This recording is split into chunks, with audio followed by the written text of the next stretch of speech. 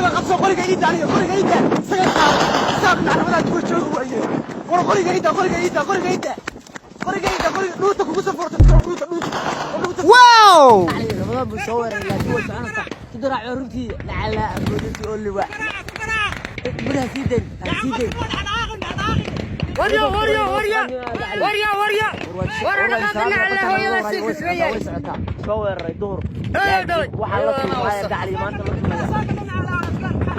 dagaal xoogan oo ka socda galbeedka Sool iyo faahfaahin dheeraad oo laga helayo muuqaalkan ayaan idinku wadaagi doonaa balse marka hore muuqaalka la saarno ogno soo biir mahadsanid tawaq rasaastaad maqlaysaan waa dagaal xoogan oo hadda ka socda deegaanka Boodhaqeen ee gobolka Sool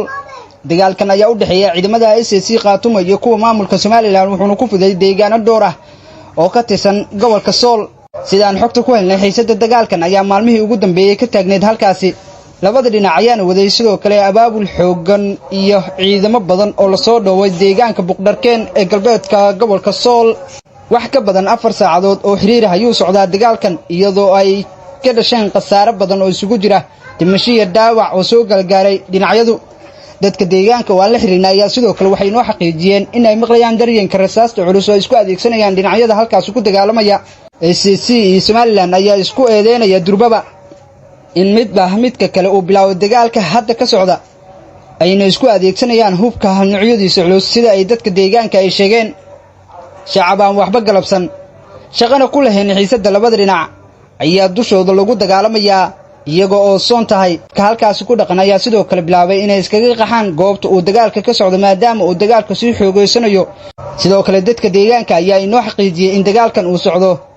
4 saacadood oo xiriir ah maamulada SSC Khaatumo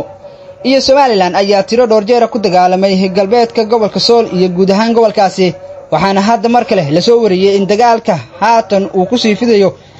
goobo hor leh oo ahayn goobihii oo saakay dagaalka ka bilowday maacado khasaaraha rasmiga uu geystay dagaalkan waxayna wararku ay xaqiijinayaan in uu jiro khasaare isugu jira dhimasho iyo dhaawac oo soo galgaaray dhinacyada hadda halkaasi ku dagaalamaya